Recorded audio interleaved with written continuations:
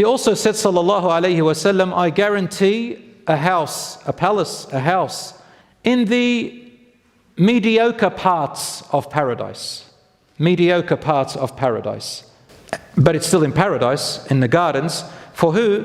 For whoever is able to disengage from nonsensical, non-beneficial argumentation. وَهُوَ إِنْ كَانَ مُحِقًّا, even if he is in the right. In Islam, we are discouraged strongly from entering into arguments, even debates, which don't lead to any good, except just harm, wasting of time. And that's when you talk to someone and you see that they're just like a brick. All they do is insult, you're only wasting your time. So you just say what needs to be said and cut the argument short. You don't, and he said, even if you know you're right, even while you're right. And that's actually a strong character, by the way. When you are able to say the right words and then disengage, you've won. But we're not there to win. We're there to guard our character. وَأَعْرِضْ عَنِ الْجَاهِلِينَ. Turn away from those who are ignorant. And ignorant doesn't just mean someone who doesn't know something. Ignorant also means people who do know it, but they're manipulative. They want to fight. They just want to cause trouble. أَعْرِضْ عَنْهُمْ. Turn away from them. Go and focus on where your time is better spent. The Prophet, peace be upon him, said, a mediocre place for those who disengage from nonsensical, non-beneficial argumentation, even if they are right.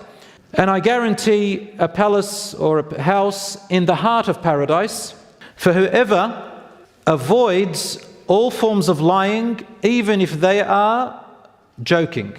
And what does that mean? Doesn't mean any type of joke. So you might say a joke to make people laugh or to say a lesson out of it. The joking here means a joke that causes harm, a joke that is inappropriate, a joke like lying with your joke to hurt people or to put down people. Oh, we're just joking. Rasul Sallallahu Alaihi Wasallam said, I guarantee in the heart of paradise. And then he said, and I guarantee a place in paradise, in the highest place of paradise for who? For the ones who have excelled in their character. So character is an all-rounder thing. The hadith is Sahih in Abu Dawood. So brothers and sisters, as you can see, there are a lot of ayat in the Quran and hadiths that talk about high character. Okay, we move on now.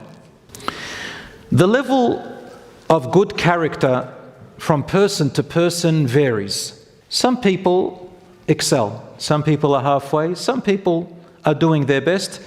And then there are some people who just give in to their bad character and personalities knowingly, and they just say, that's what I am. You like it, don't like it, and they swear at you, stuff you. No. And they vary, right? The whole idea, brothers and sisters, that Islam has come with, the Prophet ﷺ said in the hadith, which is authenticated through other hadiths, as a matter of fact, I've been sent to help you complete the virtues of your character. This is what we work towards. So people vary in character for two reasons. Number one, you are born already psychologically imprinted in your genetics with a certain personality, psychology, and behavioral tendencies. Did you know that? That is established in scientific research, and it's also supported in the hadith of the Prophet, peace be upon him, in our sunnah. The Prophet, peace be upon him, said, the hadith is Sahih Muslim, he said, "An-nasu ma'adin." People are like different metals. We talked about this another time. Meaning some people are like gold, some people are like silver, some people are in between, some people like metal, some like steel, some are like iron, some are like this or that. So people are like different types of metals. Their value is different based on their character, their personalities. Some have a tendency to get angry very quickly if they are challenged or put in a place where it's their automatic reflex and response. Other people get sad very quick. Other people are more emotionally driven. Other people are a bit more kinder. Other people a little bit more rougher. And so on. That does not mean that you should settle for that. All it means is that that is your test in life. And you've got to try to work on calibrating that and improving. We call this in genetics epigenetics. And what it means is that it's a predisposition, you're born with it inherently, but it means that you're susceptible to certain reactions in certain given conditions. You need to recognize that. Write it down in your journal and start saying, how can I improve on that? And I'll give you some strategies at the end. The second way that a person's character varies and their behavior of course it shows in their behavior as well, is it's when it's acquired. It's your upbringing. It's the environment that you were born in, the family that you were raised in, the friends that you hung around with growing up, the influences that you allowed yourself to be exposed to, the experiences in your life. These things affect your behavior. We need to recognize them and see where our weaknesses and strengths are and work on it, inshallah. For example, Umar ibn al-Khattab radiallahu anhu used to have an inherited trait of anger. And when he was in his non-Islamic years, he would get angry at the wrong people. When he became a Muslim, he channeled his anger against the people who deserve it for the sake of Allah, such as in battle, such as when he became the leader, and before that, such as in truth, when it means the people's rights. So he employed that strong emotion in the right place. Can you do that? That'll be a great feat and a great reward. My brothers and sisters, some people you cannot control their behavior, so what do? Don't try to change it, you control yours. The Prophet ﷺ once exited the masjid and saw a man, he was raging. Everyone's trying to calm him down, they couldn't. Instead of the Prophet, peace be upon him, going towards him, he went the other way. Why? He said, that man, if he says one word, A'udhu billahi minash shaitanir rajim, I seek refuge in Allah from Satan the outcast, his anger would go away. It seems like the shaitan had good hold of him. But he didn't go towards him. Why?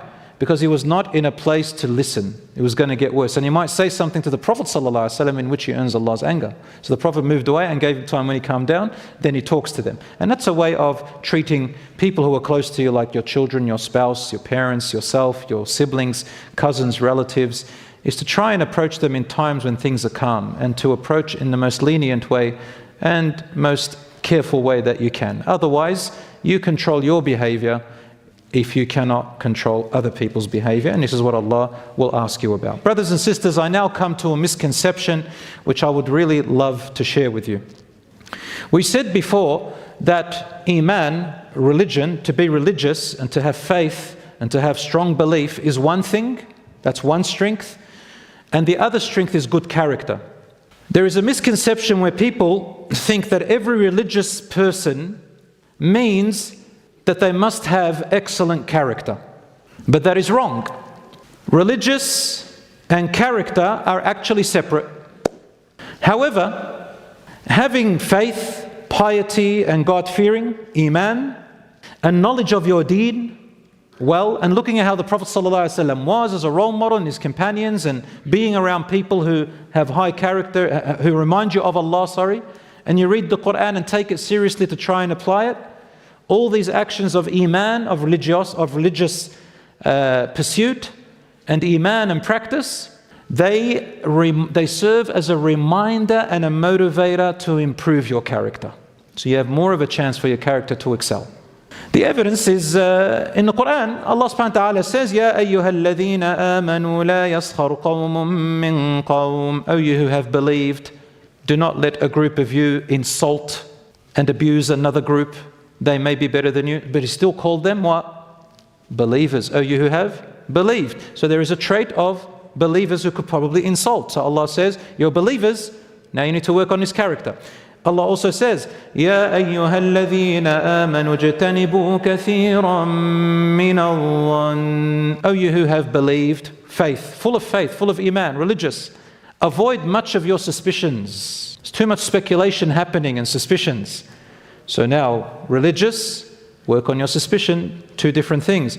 وَلَا تَجَسَّسُوا. Don't spy on one another. Religious people may spy. You've got to work on that. وَلَا يَغْتَبْ بَعْضُكُمْ بَعْضًا. Don't backbite one another. And who's he addressing? The religious people.